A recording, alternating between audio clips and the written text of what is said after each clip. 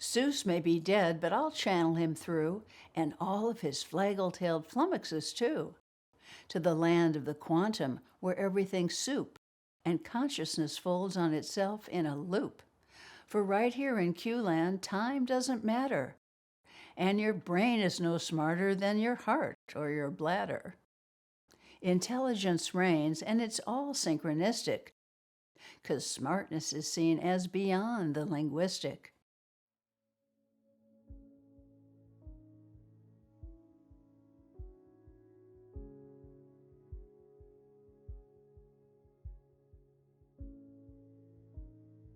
So for me, I was more engaged in creating art that had some kind of way of awakening people or reinforcing a certain idea or celebrating a certain thing.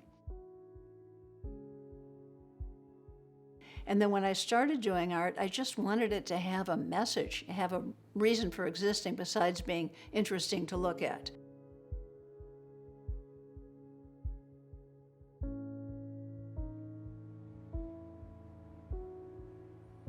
So this is part of a book I did about my childhood.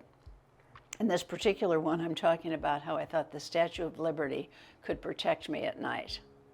And so I would imagine her standing there by my bed. And I thought that the anthem that I had heard was "Stand beside her and guide her through the night with the light from a bulb," her flame that she holds as a bulb, since that was how I understood it at that age. And I don't know, this is a book that I did about my childhood, having been abused as a child. I didn't publish it, but I give it away to therapists if they're working with people who've been abused. So I was born in 1947 in Des Moines, Iowa. I like to think I was supposed to be born in New York, but there was a little cosmic error. So Des Moines was a small, kind of conservative town. My parents had me first, and then in rapid succession, 2 brothers and a sister.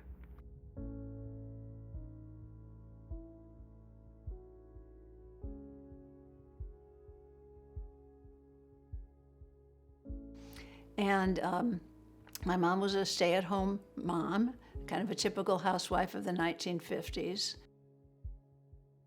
My father was abusive, mostly to me, apparently also to my little sister, I learned later.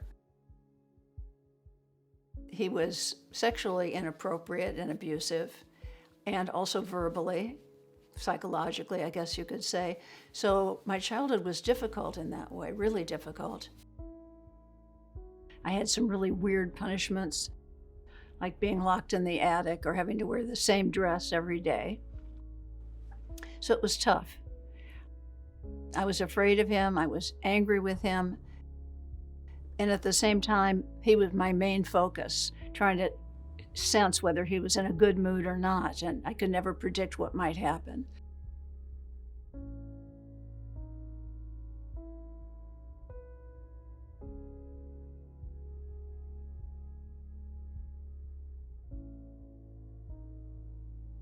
At the same time, I kind of had this outside world where everything looked good, 2 boys and 2 girls, handsome father, beautiful mother, nice big house. It just seemed like everything was fine. And I thought probably other families, everything was fine. As I got a little older and television programs became more common, I was watching those situation comedies. And I thought, gee, everybody, there's no really abuse going on there. So I was trying really hard to sort out my world. And not really understanding why things were so difficult. When I was 15, my father committed suicide. And that was both a relief to me because the abuse was going to be over, but I also felt terrible because I secretly wished he would die. And then he did. So that took a lot of sorting out. Many years later, I signed up for a watercolor class. And I thought, I think I'll start with just black and white till I really master that. So I won't add the color yet. So I start with my black and white, and then I wrote some ideas right on the same watercolor paper.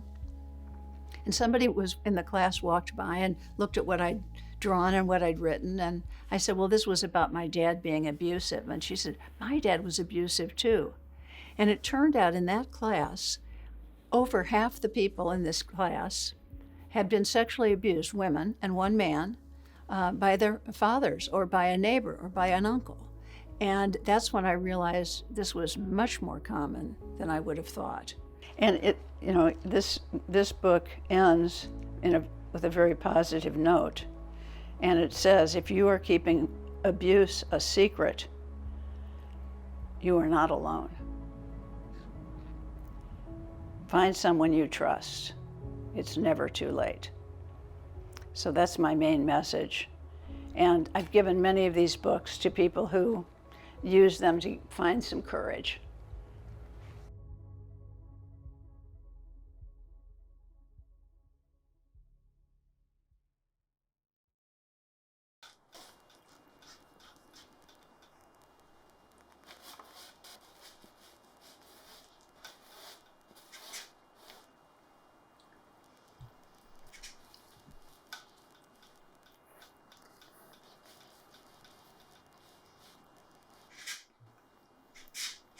So part of the challenge of this painting is that I kind of envisioned it with a big blank in the middle.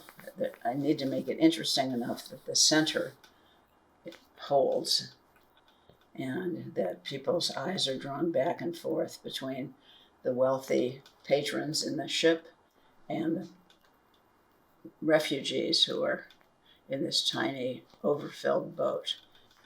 And right now I'm just kind of blocking it in, and I might decide, well, I like it being a little bit more abstract like that. Or this could simply be where I'm going to place the figures, and I can go back and make it more detailed. And I also haven't introduced anything but shades of black and blue, so I can make it more brown, and it can have some maybe orange or brighter clothing. So this really draws the attention when I'm done.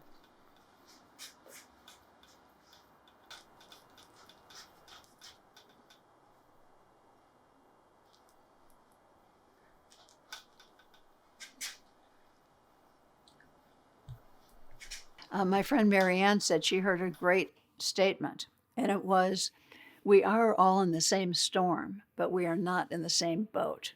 And I really like that, because so many issues that are top of mind for people ignore the poverty gap, which influences everybody so much and makes all of these issues greater for people who don't have income. So I took that phrase and I created a painting. I painted a storm and a big cruise liner, and then some people in a raft. And the people in the raft are almost faceless. They're just a huge group of people just stuffed into this one raft. And then I added the words right onto the painting.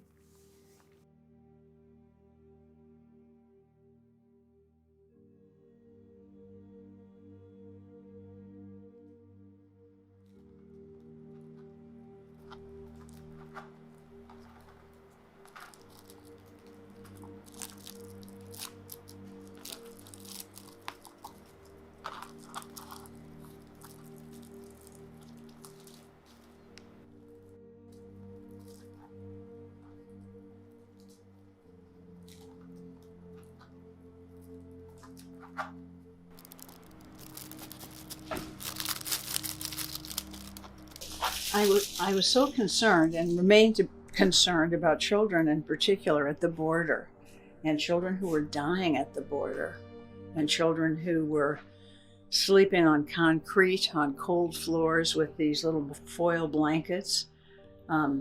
It was hard to even think about, and yet I felt like I had to stay conscious about what was going on. So I've done a couple paintings to represent that, and this one I called Cold Comfort.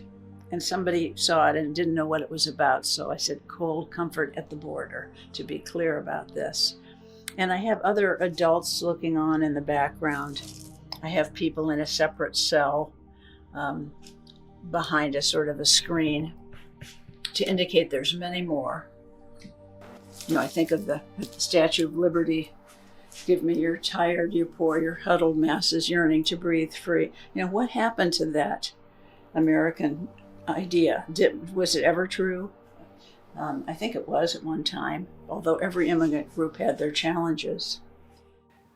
So when Katrina hit New Orleans, my son had just moved away from New Orleans and been there for many years before. And to see on the news people standing on their roofs having written help with bed sheets, and the fact that we were not rushing in there, we were not helping that community. They were struggling and we knew it. And the planes were flying overhead taking news footage, but not necessarily helping the people on the ground. And I was real upset about that, and I would look through the newspaper and find small black and white photographs from New Orleans, and I would make them large paintings, colorful paintings of people wading through water, of a woman holding a baby and, rushing through the high water. And I made a poster as well, and I printed a bunch of those, and I went to New Orleans, and we sold those posters and gave them away to raise money. And I had 2 nonprofit groups I was raising money for. And it just felt so good to be able to go down there and do that work for myself as much as anybody else. So this piece, I painted a brick wall, and I began to write the names of children who died at the border. And last time I checked, I could only get numbers of children, not even their names. They had just become statistics. So I wanted to acknowledge those children and not forget their names. So I'm still adding names to these bricks, and I think I could fill in this whole wall with names at this point, sadly.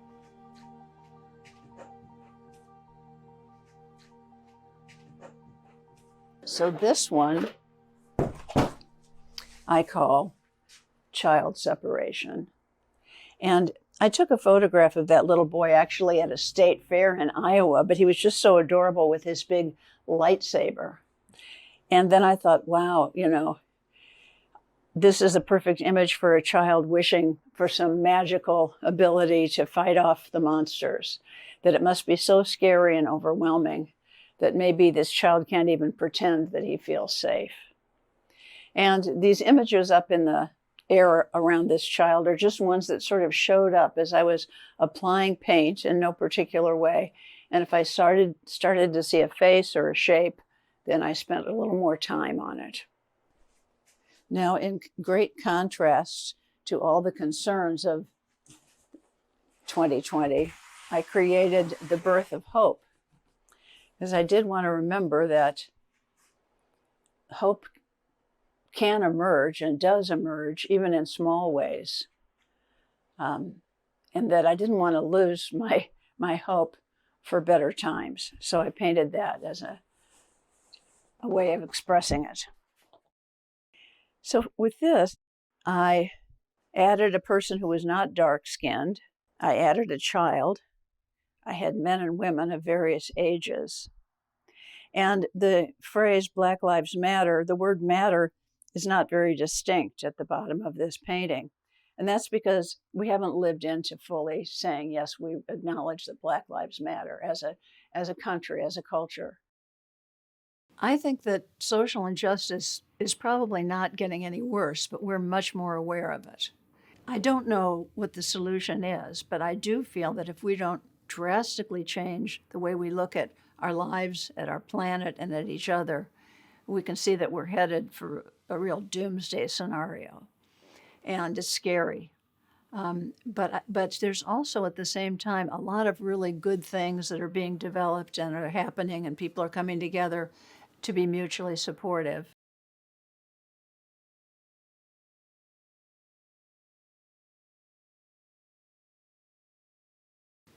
So a few years ago, we went to Mexico, and we were in this restaurant, and I saw something on the wall that looked like a weaving possibly, or some kind of tapestry or a rug. I learned that it was a process that the Huichol natives of Mexico perfected a long time ago, where they put wax that's been mixed with tree sap on a board. And they prepare that board so that they can press yarn right into the wax and it'll stay. So I decided to use embroidery thread because it comes in so many colors and it's so much finer. I could get a lot of detail. And I got some of that wax from a man who had figured out the formula. And I began to create these images using thread. I tend to move really quickly and do my artwork really quickly, but something like this requires a lot of patience and time. So for me, it's kind of like a meditation. Just sit there and gradually, carefully add those threads to come up with the final product.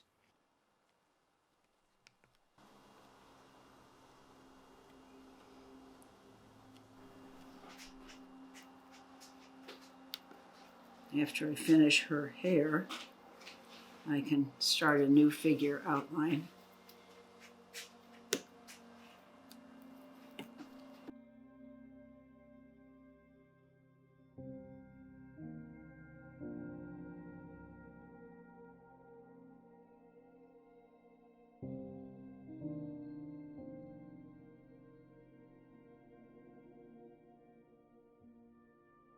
And recently, I was reading a book, and the introduction to the book was Jane Goodall saying, you know, all of nature is one tapestry.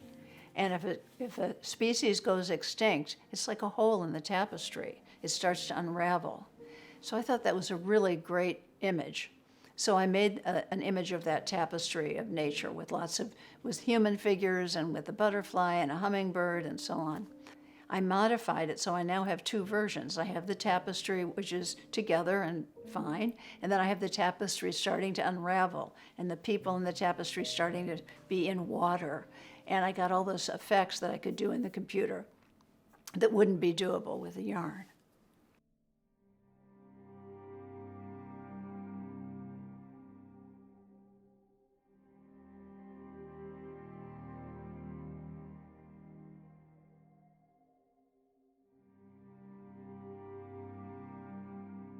One topic I like is from Judaism. It's called Tikkun Olam, to heal the world.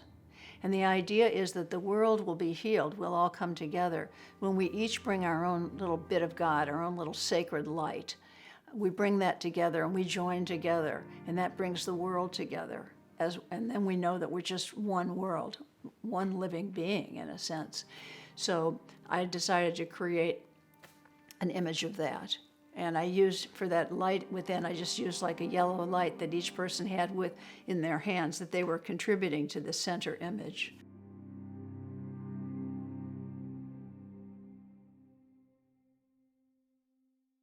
So I have a large screen. It's a Wacom tablet, except it's called a Cintiq. And it's different than the small tablets because I can draw right on that screen and see it right there. I don't have to look over at the computer. So I'm drawing right there. And then there's ways to capture whatever is happening on the screen. That's something that they use for people who are teaching computer techniques. And you can see their screen and see where they're moving the cursor. So in this case, I do the same thing. I record myself while I'm doing this drawing on the screen, and then it plays back like a little animation. And you see it drawn on. No hands are showing, but it's just showing up. More recently, when I was making some documentaries, the first one was about my cousin George and the family's experience being taken from their homes in Poland at the beginning of World War II and being shipped up to Siberia.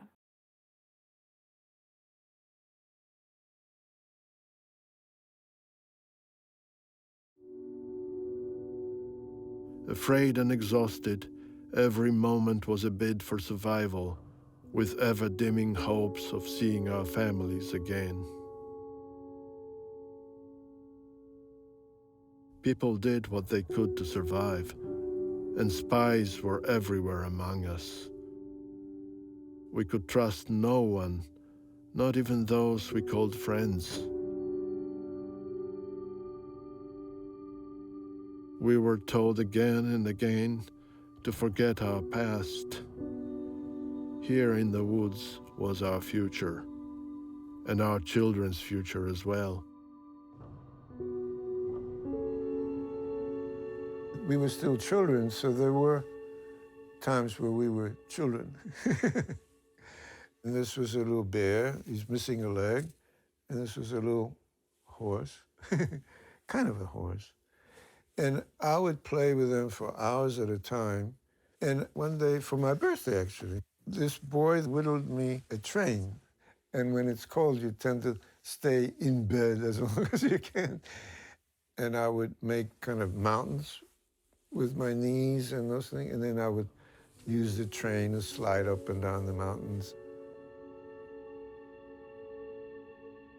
Chopping wood, hauling water, standing in line for bread. Often you sat listening to the problems and worries of the older folks. The look in your eyes too serious for any child.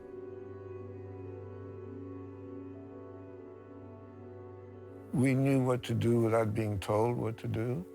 We knew that walls had ears, that Russians encouraged children to denounce their parents. A number of years ago, I joined the Elders Activist Network and Elders Action Network. And I met many interesting people in their 70s and 60s and 80s. And one of them is named Karen Harwell. And I thought, I've got to capture this woman in a documentary because she is so articulate about what she believes, and she takes action on everything she believes. She wanted to teach beyond war and help people understand they can make a commitment to live their lives differently and to in a more harmonious way.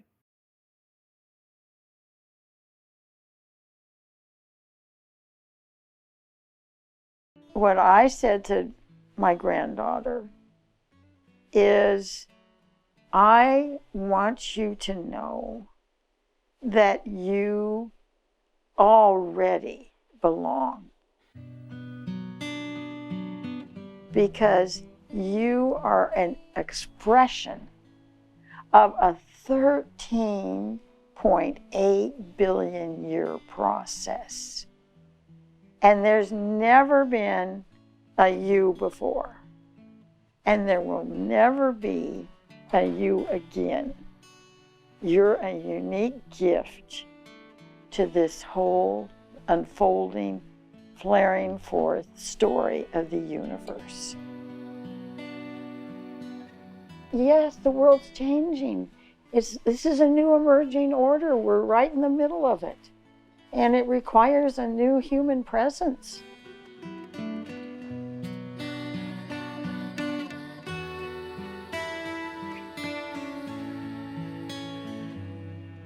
Thomas Berry says, the question is not, what do I want the earth to be? The question is, what does earth want me to be? It's one earth. And, you know, we're part of this earth, and we all belong. We all belong right here. And every one of us, and not just us as humans, but all the species, plant and animal. And we all have gifts to give. I mean, Michael Meade says it beautifully. You know, we all come with gifts that the world desperately needs.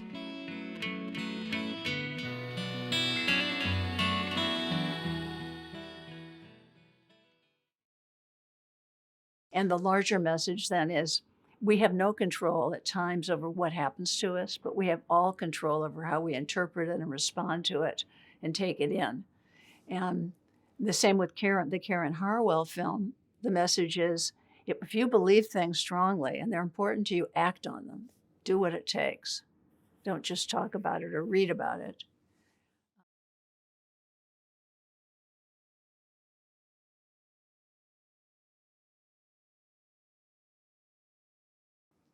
So I was developing this idea of images on a page, where the space on the page would be part of the grammar, so to speak. So that developed into a process where I could listen to people and I could use images and words to record what they were saying. And because it wasn't linear, I could put the new ideas where they fit with existing ideas on the page. It was a way of sort of organizing things spatially and visually. But it also turned out to work really well in all sorts of settings, and it became a career for me and for many other people, where we would stand up in the front of the room with either mural paper or just a few flip charts and listen to what was being said and visually record it with lots of imagery and words and groupings of ideas and a relationship showing how one action might lead to an unintended consequence, for example. All that could show up. So I did that for many years. That became my career. And in that process, I was able to help people just organize their own thoughts as an individual, not in the midst of a big event, but just the two of us. Aikwe is a friend of a friend, and his friend Paula, I made a map for her, and she asked me if I'd make a map for him. And both Paula and Aikwe have a similar situation. They have multiple interests and multiple talents, and it's kind of making them all over the place with all the stuff they do and want to do. And what they each wanted and needed was, let's get it all on one sheet of paper where I can look at it and I can begin to make some decision about what's first, what's more important, and so on. So I did that just as a friend to the two of them. But while I was doing all of that in high school, I picked up computer engineering. I was building computers and learning a little bit of software. It just wasn't my interest. So I was just learning more of the hardware components and how to put them together, how they work. And so I had an electrical engineer side, inventor side that I love. A part of me is like EMT / fireman / caseworker. And while all this is going on, I'm very family oriented, and so I have a daughter, 16, and she and I have grown further apart, just parent differences and lifestyles, and so I've been planning on how to remedy that and chime her in all the things I'm doing, and pass on what my father passed to me to her, and just focus on more youth engagement, parent and youth engagement. And so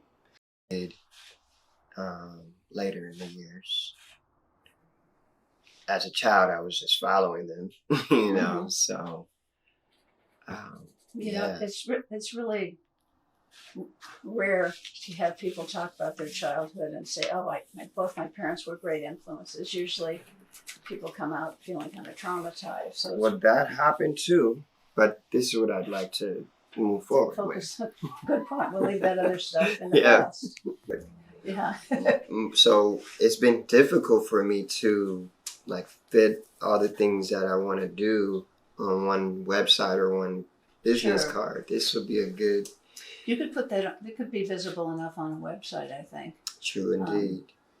And, you know, at some point, if you want in the future to do like a projection, like taking all of these interests and activities and seeing where they're going next or where you hope they will be, you know, if you wanted to project it out, Mm-hmm. maybe. I mean, some people like to use this mapping process for that. Other people, I've worked with people who were dying to talk about what do they imagine is going to happen next after they die, or if they actually recover. What do they want to do with their lives, given this new perspective? Mm-hmm. And they put this up where they can see it. So that's the other thing that can be valuable. Wow, that's perfect. Yay.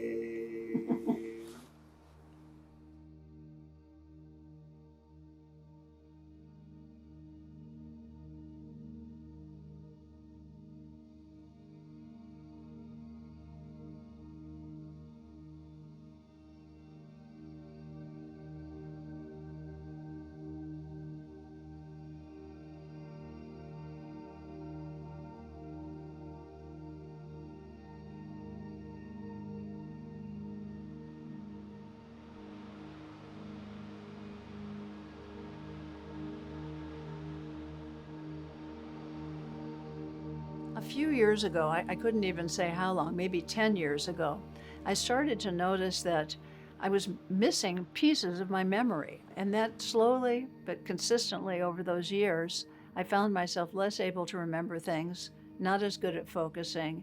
And then in the last year, it's really changed. I can't deal with numbers at all for some reason. I couldn't even find in our post office box. I went there and there's all these boxes with numbers. I just couldn't, I knew what number I was looking for and I couldn't find it. And I've been seeing neurologists and they showed me an MRI of my brain and it's shrunk in certain areas.